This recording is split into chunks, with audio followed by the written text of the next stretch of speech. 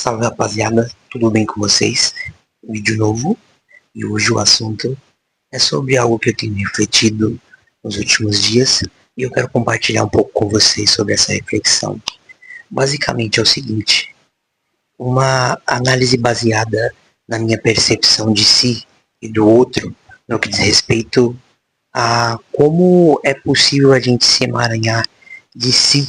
à medida que a gente interage com o outro. E sobre essa percepção a respeito de si, ao verificar o que há em nós no outro, pode nos colocar num lugar de contemplação sobre os nossos defeitos.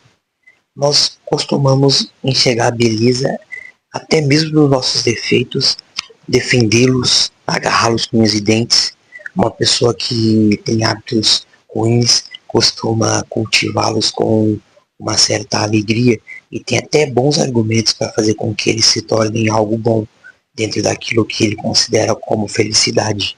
Mas quando a gente realmente se permite ser sincero consigo mesmo e olhando para o outro, é sempre mais fácil a gente perceber um defeito como um defeito. Por exemplo, quando você enxerga uma pessoa arrogante e você fala, putz, mas aquela pessoa é extremamente arrogante, eu odeio isso nas pessoas, eu não gosto disso nessas pessoas e eu adoraria com que isso não existisse no mundo. Mas quando você se pega tendo uma postura arrogante, uma postura que você valida-se a si mesmo de uma forma exacerbada, você exalta os seus feitos de uma forma contínua, você é autocentrado, você só sabe falar sobre si, as suas verdades e as suas conquistas,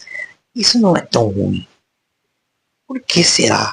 que nessa interação que a gente tem com o outro é sempre mais fácil a gente verificar os nossos defeitos como os defeitos e que eles realmente são, e quando isso diz respeito a nós e o nosso olhar sobre si, existe tanta dificuldade em admitir isso? Eu tenho feito esse exercício para que eu possa entender as raízes daquilo que me faz repetir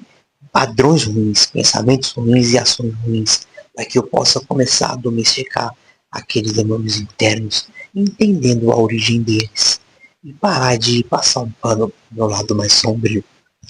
E uma coisa que nasce disso também é algo que eu percebo que, por mais que nós sejamos pessoas que vivemos na era das redes cada vez mais isolados, cada vez mais imersos na nossa própria realidade, se emaranhar da vida, estar imerso no todo, estar interagindo com outras pessoas, é o único meio da gente se entender completamente. Porque o humano demasiado humano é um ser social, e interagindo é onde nós nos expomos, onde nossas feridas se tornam algo que pode chamar a atenção do outro e a partir dessa interação ser apontada nas suas minúcias. Porque semelhante a quando uma pessoa está desenhando alguma coisa ou está fazendo alguma atividade, você olha de fora e você consegue enxergar o defeito, consegue enxergar a falta e onde é necessário empregar aquilo ou isso de uma forma com que aquilo gere mais ordem. Da mesma forma, é nós mesmos sobre os outros e os outros sobre nós nessa interação. E à medida que nós nos permitimos se imergir nessa realidade do outro e que o outro se imerge na nossa, nós nos confrontamos com mais crueza, porque nós não temos aquele olhar de caridade sobre si mesmo quando o outro olha para a nossa existência e verifica aquilo que de fato é ruim. Quando alguém aponta um defeito meu, a princípio, isso gera uma dor absurda e eu tento gerar 1000 defesas pessoais para que aquilo não se torne verdade, para que aquilo não se faça valer como verdade. Mas é nesse emaranhar-se na realidade, nesse interagir com o todo e nessa exposição da própria chaga, da própria ferida e daquilo que não é belo dentro de si, das próprias ações, é que a gente consegue desnudar a raiz desses problemas e, identificando a raiz, trabalhar na origem daquilo que nos torna quem nós somos, principalmente naquilo que nos faz ter ações ruins. Porque é sempre bom exaltar os próprios feitos, existem coisas que podem ser confundidas como algo ruim e não em demasia, pode ser algo positivo, como por exemplo eu usei o exemplo da arrogância. Existe um nível de vaidade que é positivo, é importante você ter autoestima, mas quando isso se torna algo demasiado, obviamente não é bom. Isso acaba invalidando o seu entorno, te tornando às vezes uma pessoa insuportável para quem está à sua volta. E isso pode ser extrapolado para N questões, para N relações sociais. E eu quero citar um trecho de uma obra que eu gosto muito, que está aqui na mesa,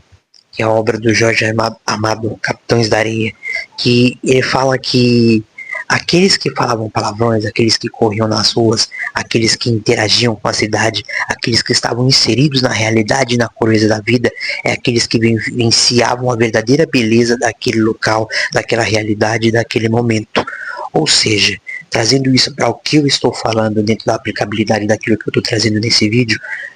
somente é possível se desnudar na realidade ao se emaranhar-se com o todo. E é por isso que você não pode ficar preso. Se você quer melhorar, quer evoluir nessa bolha do eu, nessa bolha do ego e nesse isolamento pós-moderno que acaba te colocando num lugar de ego, de vaidade, de hiper estímulo e te coloca sempre numa posição na qual você não se confronta com o seu pior lado. Nós não somos perfeitos e nunca seremos, mas à medida que a gente se emaranha na realidade e interage com mais pessoas, nós temos as possibilidades de finalmente desnudar as raízes da percepção da nossa existência.